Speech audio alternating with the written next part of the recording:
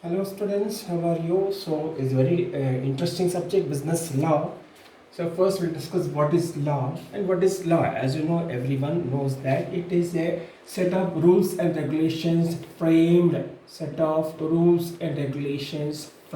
for the purpose of efficient regulation of commercial and business activity or efficient control of commercial and business activity. This is what the law, set of rules and regulations. Okay, frame to regulate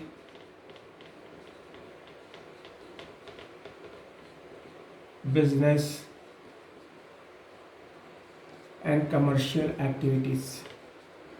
Imagine there is no law, then it becomes what happens? It becomes a jungle law, and everything will be in sixes and sevens, everything will be in disorder. So, any law, any regulation set of rules prepared to regulate, to control, and to function efficiently, effectively for all the business and commercial activities, and that law is called the business law. Okay, that law is called the business law. As you can say, it is also called mercantile law. Okay, now we'll discuss about the first topic, introduction to agreement and contract, and second one, essentials of valid contract, and third one, different types of contract if possible in today's class. Okay, now contract, definition of contract is given in Indian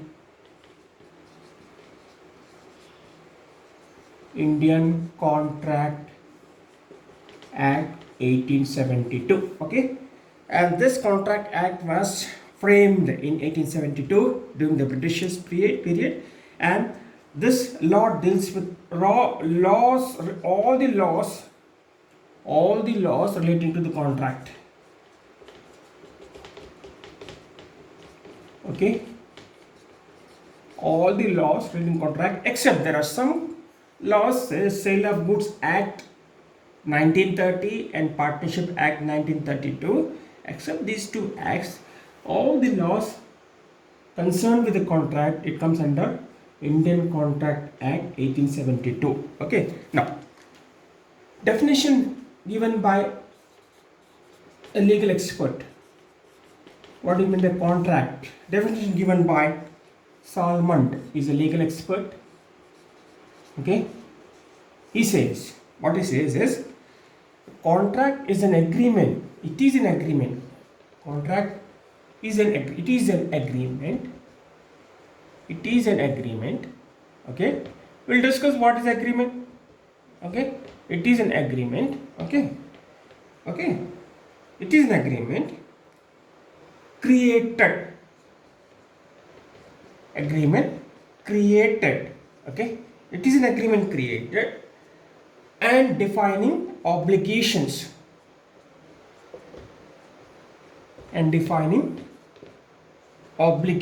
So what is obligations? Your duty is to do any act or not to do any act. Okay, define obligation between the parties, between the different parties, between two or more parties, between two or more parties. This is what the definition of contract given by Solomon. It is an agreement. Contract is an agreement. We'll discuss what is agreement. Okay, it's a very important point. Agreement and defining obligations. Obligations to do a particular act or not to do a particular act. On it implies on both the parties. Okay, not only one party. Okay, this is what the definition of contract given by Solomon. And Indian Contract Act, I'm not in short form, Indian Contract Act 1872 defines contract, is very useful definition, important definition, defines contract and agreement. An agreement, again the word agreement is coming into the definition. An agreement, okay, enforceable by law. Enforceable by law. So there are two things. One is agreement, another is enforceable by law. Okay, this is what the contract defined in Indian Contract Act. Now, we'll discuss what is agreement. What is agreement? Okay. In short, so it is in short. It is a promise given. It is a promise given. It is a promise because you promise somebody that I will do such act or I will not do such specified act. It is a promise. Okay. It is a promise which results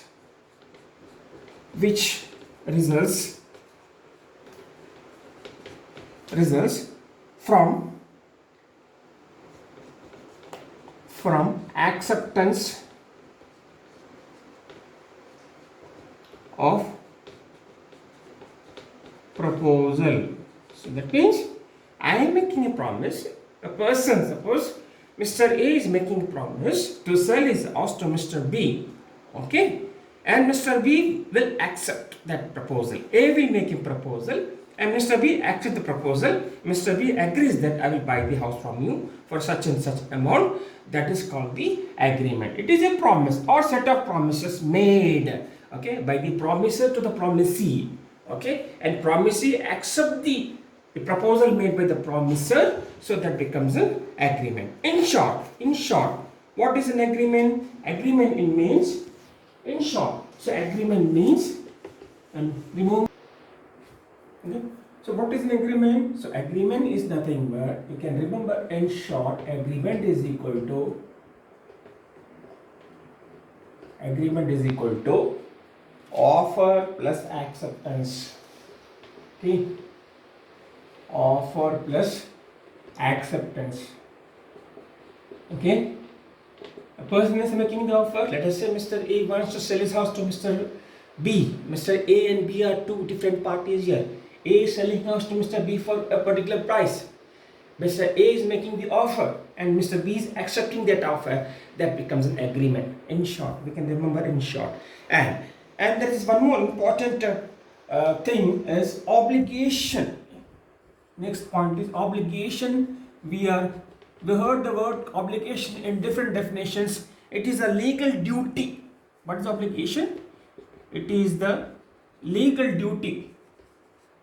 Okay, legal duty imposed by the law. Okay, to do a particular act or not to do a particular act. Okay, to do an act, a specified act, or not to do and specified act. This is what the obligation.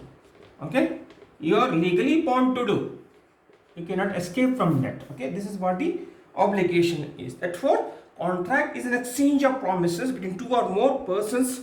Okay, resulting in an obligation to do or not to do a particular act, where such obligation is enforceable by law. Remember, this obligation should be enforceable by law.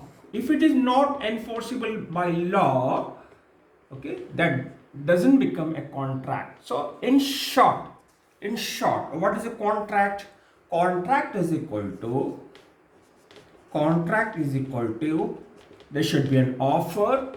Okay, first there should be an offer. Okay, and there should be an acceptance. A person making the offer should be accepted by the opposite party. Not only this, it should be enforceable by law. It should be enforceable by law. If it is not enforceable by law, it is not called a contract. Remember, these are very important point. So first is an offer. Okay, first should be an offer. A person should make the offer. The other party should accept that offer. Okay, and that contract, that transaction should be enforceable by law. Okay, by the country's specific law. Under our country, we have to follow Indian Contract Act. Under Indian Contract Act, it defines contract is equal to offer plus acceptance plus enforceable by law. So this is what under the Indian Contract Act 1872. Okay, this is what the contract and agreement is. Therefore, we can say the agreement is a part of the contract. And you can question me, is it all contracts are agreement? You can question me, is it all contracts or agreements? Okay, so it is yes. Okay, it is yes, but all agreements, but all agreements are not contracts. Okay, why? I'll explain you by giving the different reasons. Okay, I explain with giving the different reasons here. Okay, now why all agreements are not contracts, but all contracts are agreements here. As I said, agreement is equal to, what is agreement? Offer plus acceptance. Okay, now first, agreement relating to social matters or domestic matters, okay, doesn't stand in the court of law. That means these are not legally created relationship. Okay, it is not enforceable by the law. Okay, now I'll tell a story here. In my department, when somebody has done some very excellent work, I asked them to give us a party. Okay, and that particular faculty did not give us a party, and I filed a case against him. So that becomes the social agreement, social matters or social agreement here. Okay, a domestic matters, and that is not enforceable by law. So therefore, it is an agreement, no doubt, but it should be recognized by the law. It should be enforceable by the law. So therefore, all social agreements and domestic agreements, or social matters or domestic matters, doesn't called a contract. Okay, the second thing. Okay, then domestic agreement between husband and wife. Domestic agreement between husband and wife. Okay, it also doesn't come under the contract. It is only simply an agreement, a social agreement. Okay, there is a famous case under the second point. Okay, Balfour versus Balfour. The Balfour husband and wife case versus Balfour. Okay, Mr. Balfour, Mrs. Balfour, we can say the famous case. And this case tells you that, indicates that the husband is working in far off country. Okay, he's working in some country like Ceylon in Sri Lanka, and wife is staying in London. Husband promised to wife that I will pay you household expenses when I'm working away from the home. Okay, he paid the expenses for some years, but after some period of time he stopped the expenses. The wife filed a case against husband that he is not paying his household expenses. The court says it is a domestic agreement and social agreement. It doesn't come under the purview of the law because it is an agreement, no doubt, but it is not enforceable by the law. There is a famous case of the court in examination, Balfour versus Balfour, and therefore we can conclude that all agreements are not contracts, whereas all contracts are agreements. Okay, this is a very important point. And in this domestic agreement, social agreement, there is no intentions to create legally binding relationship. There is no legally binding relationship. Okay, and there is no business relationship. There is no legally binding relationship under Indian Contract Act. Okay, this is one very important point here. Now we'll move to the next topic here: essentials of valid contract. So we'll discuss about essentials of valid contract, what a contract should contains so that it is called a valid contract. Okay, first is there should be an offer and acceptance. We'll discuss separately about what is a valid offer, what is a valid acceptance in the next videos, and we'll discuss about the overview, what are the essential points the contract should be present. Okay, first is there should be an offer accepted. Offer should be made a particular person to other opposite party, and that opposite party should be accept the offer. Okay, the first point is a person making the offer is called offerer, and proposal in making a proposal to opposite party is called the offeree. Okay, and if he accepts without any condition, that becomes an acceptance. So first point should be there should be an offer and acceptance. The second very important point, should be intention to create legal relationship. Intention to create legal relationship. Legal relations, we can say, as we have discussed in the previous just now, all social agreements, domestic agreements doesn't fall under the Indian Contract Act. That doesn't call it the contract, and is not enforceable by the court of law under the Indian Contract Act. Okay, so therefore there should be intention to create legal relationship. Domestic agreements and social agreements doesn't come under the contract here. So that is not called a contract. It's simply it is an agreement. Okay. The third point, there should be a very technical point. Consensus item. What does it mean? This will explain you now. Now, identity of minds. Identity is in inverted commas. Identity of minds. That means both the parties. Okay, both the parties should understand the subject matter in the same way, in the same sense. Okay, for example, Mr. A wants to buy a particular yellow car. Okay, and Mr. B wants to sell his red car.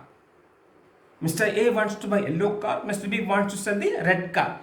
There is no conscious item. That means there is no understanding subject matter in the same sense. Both the parties should understand the subject matter, which product is selling, which type of color is selling, which type of brand is selling the product. Specific, not should be precise, should be specific. Both parties should understand the subject specifically. Okay, not vague. Okay, this is what the consensus at item means. Both the parties should understand the subject matter in the same sense. Okay, the fourth point, the fourth essential valid contract is there should be a consideration. That means there should be a particular transfer of money or something in return. Mr. A wants to sell his car to Mr. B. Okay, Mr. A will get the amount from Mr. B, and Mr. B will get the car. Some both the parties should get some benefit. Then only it is called the contract. But there are some contracts even without consideration. It is also called the valid contract. We'll discuss in the next video. Okay.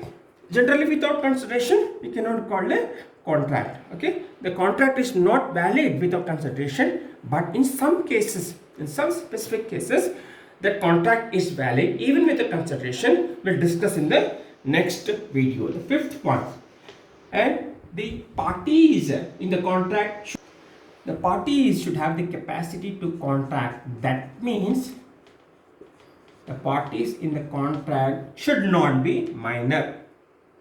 Okay, minor is called those who are not attained the age of 18 years. Okay, if one of the parties is minor, that doesn't become a valid contract. Okay, and if your party, one of the party is unsound mind person, lunatic or mad person, unsound mind person or lunatic or mad person, because these people have no capacity to enter into contract, therefore that doesn't become a valid contract here. Okay, and there are some persons who is prohibited by the law to make a contract with other parties, and therefore those people also are not capable to contract, are not capable to enter into contract. Therefore they should not be minor.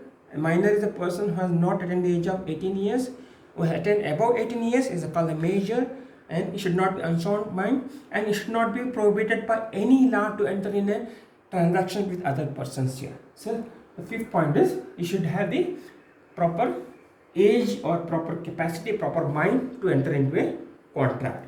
Number sixth point is very important, free consent. Okay, Free consent. What does it mean, free consent? A person entering into a contract should not be coerced, should not be forced, should not be threatened. Okay. So if it is not free consent, it is not free consent. It is not free consent due to the above things, above below factors. It is not free consent. When it is not a free consent, if it is a free consent, then it is called a valid contract. When it is not a free consent, coercion, forcing the person. Coercion, okay? And then a person threatening. We discuss in detail everything. Okay, directly threatening, or putting a pistol in his head. You sign this contract papers. You transfer land in my name. That's called coercion. The second one, undue influence, indirectly. Indirectly, that means is in a position to influence others. Okay, a father is threatening son. If you not listen to me, I'll do such acts. That's called undue influence, because relationship is having a more influence than other person, relatives, family members, relatives, especially. Third, fraud. Okay, cheating case. Okay, so these are called, it is not obtained by free consent. Misrepresentation, we discuss later on in detail, next video. Misrepresentation. Okay, as you notice that if you buy the product, the seller will say very good product, excellent product, but the product contains some defects, will not disclose that. That's called misrepresentation. And next is mistake. Okay, this is not because of mistake of both the parties, any one of the party. These are called, the contract is by coercion or by any of these factors, then it is not called free consent. Not a free consent, then it is not a valid contract. It should be free consent. It's a very important thing. Okay. Now the last point, legality of object. Legality of object, that means the subject matter should be legal. Okay, if it is illegal, then it is not called a valid contract. Suppose if you take money from a particular party to kill somebody, if X takes money from Y to kill Mr. Z, that is not the legal contract, the illegal contract. Therefore, these are the 7 points where it should contain all the essentials of valid contract. Okay, now we'll take the last topic. Pause.